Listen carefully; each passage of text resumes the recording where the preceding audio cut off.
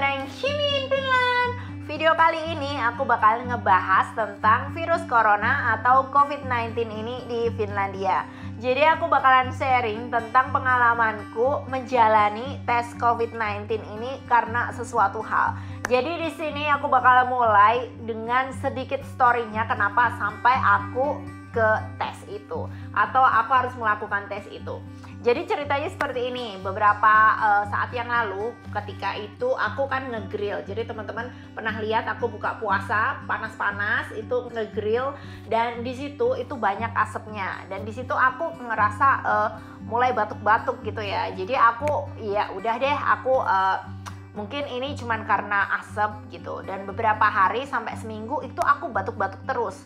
Dan karena di tanggal 8 aku harus ke Helsinki. Jadi Helsinki itu di daerah ibu kota di sini itu zona merah kayak gitu. Jadi otomatis kan ya memang orang pada takut ya kalau ada orang batuk itu pasti bawaannya ini positif atau kena corona atau kayak gimana. Jadi kayak semacam banyak orang yang kayak ngeliatin aku gitu pas aku batuk. Jadi aku sendiri juga takut gitu loh, apa aku ini kena corona gitu ya. Tapi memang aku nggak kemana-mana karena saat itu aku juga sekolah dari rumah kayak online school gitu. Karena corona ini juga anak-anak di rumah, aku nggak pernah kemana-mana kecuali belanja. Jadi di situ aku mulai agak-agak takut gitu. Cuman karena memang kondisinya di sini ketika pas bulan Maret itu aku juga batuk-batuk dan memang ada kemungkinan mungkin apa aku ini sakit karena ada masalah yang memang kemungkinan aku ada kontak secara nggak langsung dengan orang yang positif. Jadi saat itu memang aku cuma disuruh ya di rumah aja sampai kondisinya membaik. Karena itu di pas bulan Maret aku udah baikan. Jadi aku nggak mau lagi nelpon ke hotline corona karena mungkin juga bakalan disuruh di rumah aja. Karena itu agak sesek juga ya. Jadi yang Maret itu agak sesek, yang ini agak sesek juga. Tapi aku itu nggak pergi ke tes. Nah balik lagi ya ke yang sesek di bulan Mei. Nah itu sebenarnya aku memang ngerasa udah mulai sesak dan karena memang aku nunggu 2 minggu ternyata batuk itu nggak sembuh. Sebenarnya itu di 1 minggu pertama itu batuknya parah banget, aku batuk terus cuman masih bisa nafas. Jadi nggak yang sampai ngos-ngosan, cuman lama-lama kok jadi agak sesek.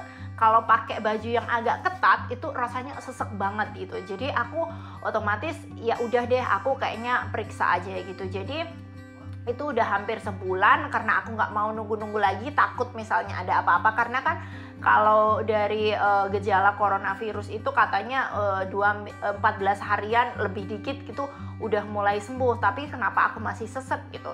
Jadi aku itu masih nunggu beberapa hari lagi dan akhirnya aku kayaknya harus cari bantuan nih biar sembuh gitu. Nah itu aku sebenarnya takut ya untuk langsung ke rumah sakit karena pasien dengan gejala kayak gini sebaiknya memang kita jangan ke rumah sakit langsung. Jadi kalau kita punya gejala batuk, terus yang sesek nafas, atau misalnya panas, atau pokoknya gejala-gejala yang menuju corona, atau hampir mirip-mirip, sebaiknya kita nggak ke rumah sakit atau nggak ke puskesmas atau langsung periksa ya. Jadi itu aku pergi ke semacam puskesmas namanya Terveys Asema gitu di salah satu tempat di sini. Kalau tinggal di Finlandia itu memang kita dibagi-bagi. Jadi kalau misalnya warga kecamatan sini harus ke puskesmas yang situ karena memang udah dialokasikan ke situ gitu. Dan di Finlandia itu kalau ke puskesmas itu bisa pakai appointment atau kita bikin janji kayak gitu atau kita juga bisa langsung datang. Cuman aku saat itu pengen banget cepet tahu ini sakit apa. Aku langsung datang, tapi aku di parkiran doang di dalam mobil. Jadi aku habis nganter anakku, aku itu nunggu di parkiran. Nelpon itu antrinya ya ampun, dan hampir 1 jam atau setengah jam lebih itu nggak dapet. Jadi itu nggak diangkat-angkat gitu loh. Jadi aku tetap aja nelpon sambil dengerin lagunya, ringtone-nya itu. Jadi tuh kayak desperate banget. Aku masuk nggak ya? Cuman aku keinget kalau aku egois masuk, otomatis kalau misalnya aku bener-bener positif ya udah ya bikin nularin yang lain kan. Jadi aku nggak mau kayak gitu. Akhirnya teleponnya itu diangkat setelah 20 menitan gitu ya. Yang itu sebenarnya aku bolak-balik jadi hampir 1 jaman gitu. Akhirnya diangkat terus aku telepon gejalanya seperti apa. Aku ngerasa sesek, ngerasa batuk dan bagus mereka bilang ya betul kamu nggak perlu masuk ke sini gitu karena kita sudah punya rumah sakit atau klinik rujukan untuk yang kena corona. Jadi itu aku langsung dikasih jadwal sama si yang angkat teleponku itu, kamu mau nggak sekarang gitu, karena aku ya masih bingung ini di mana, kita kan lumayan baru di kota ini, dan aku juga masih bingung nyetirnya kemana. Saat itu aku sendiri juga nggak pamit sama suamiku, pamitnya memang ke puskesmas dekat rumah. Akhirnya aku minta jam yang sekitar 2 jam dari itu, dan aku pulang dulu pamit sama suamiku, ya kalau misalnya ada apa-apa kan ya pamit.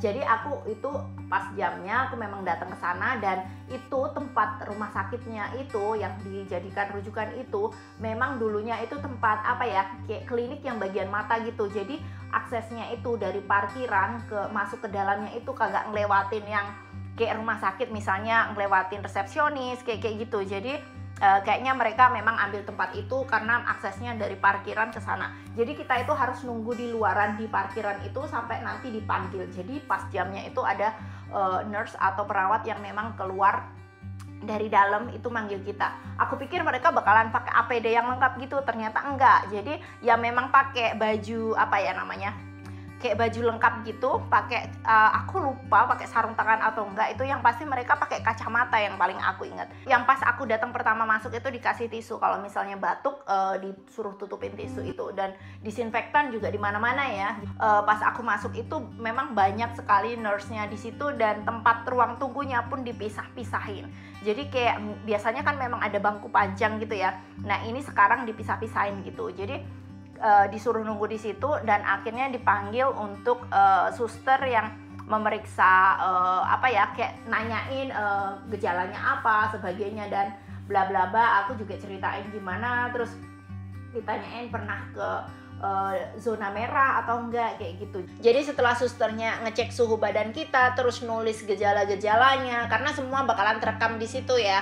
Jadi next kalau misalnya ada sesuatu hal yang hampir mirip-mirip, mungkin mereka bisa buka filenya itu, dan setelah itu si suster itu manggil dokternya terus meriksa gitu dari segala macam penjuru, dan dokternya sudah bilang ini sebenarnya kamu punya sakitnya yang seperti tahun lalu, karena tahun lalu aku pernah punya sakit ini. Terus ada lagi juga mereka ngejelasin kalau memang asmaku kambuh. Jadi ya hanya 2 penyakit itu yang memang ditekankan sama si dokternya itu, dan dan dikasih resep juga.